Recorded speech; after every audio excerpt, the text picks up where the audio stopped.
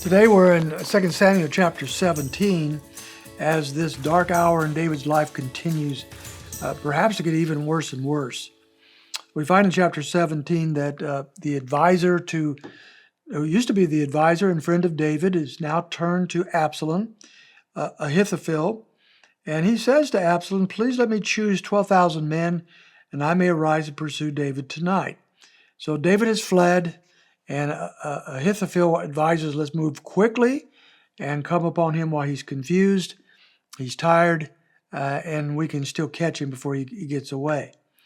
And then he says, verse 2, I'll strike down the king alone. So that's what I want to do. Absalom likes the plan. It's a good idea. Remember, the advice of Ahithophel was considered as a word from God back in chapter 16, verse 23. So his advice was highly respected, and so that's good stuff. But he decides to get a second opinion. That's often something we do when we go to the doctor. We get a second opinion.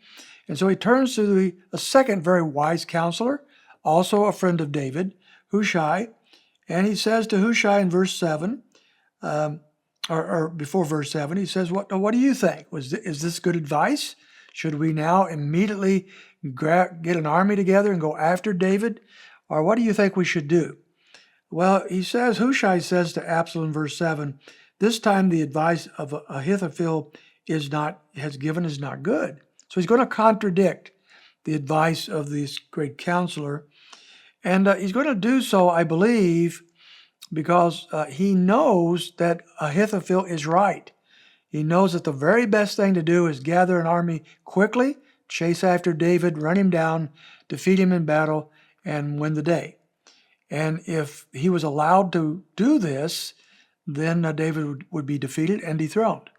So Hushai comes up with a different plan that he knew was not as good, but Absalom's taken in. He says, you know your father, verse 8, and his men, that they are mighty men and they are fierce, like a bear robbed of her cubs in the field. Your father is an expert in warfare. He will not spend the night with the people.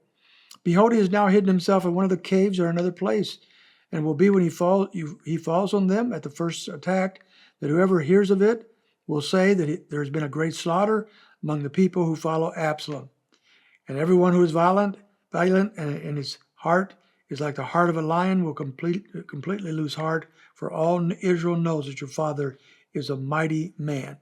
And so he says, look, if you go after him now, David is going to defeat your forces, your people will lose heart, and he will win the day. So don't do that. Instead, his counsel is verse 11. He says that, but I counsel that all Israel will surely gather to you from Dan to Beersheba. So take your time, gather more forces, and then verse 12, you'll go after him and you will kill him. And so that is his counsel. So Absalom listens to that counsel, and he says in verse 14, he says, the counsel of Hushai is better than the counsel of Ahithophel. For the Lord has ordained to thwart the good counsel of Ahithophel so that the Lord might bring calamity on Absalom. So the Lord set it up so that Absalom would believe Hushai instead of Ahithophel. Well, when he does that, Ahithophel knows we're in trouble. Hushai sends word to Zadok and the other spies who now go out to tell David what's happening. And verse 16, now therefore send quickly and tell David. So David now has an inside track to what's going on. And as he gets this information and begins to move forward, he knows what he needs to do.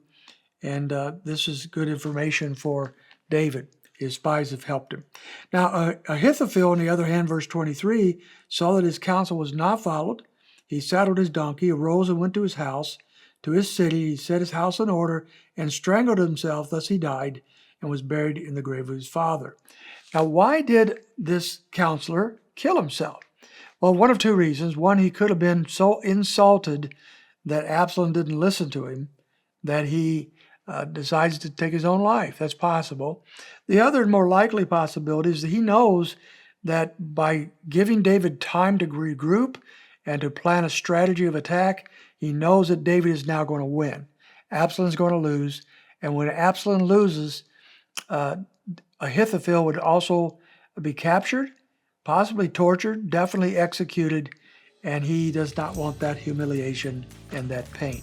And so he takes the life of his own self. And so this is the picture where we're set up for verse 8 to chapter 18 and the actual battle that goes forth.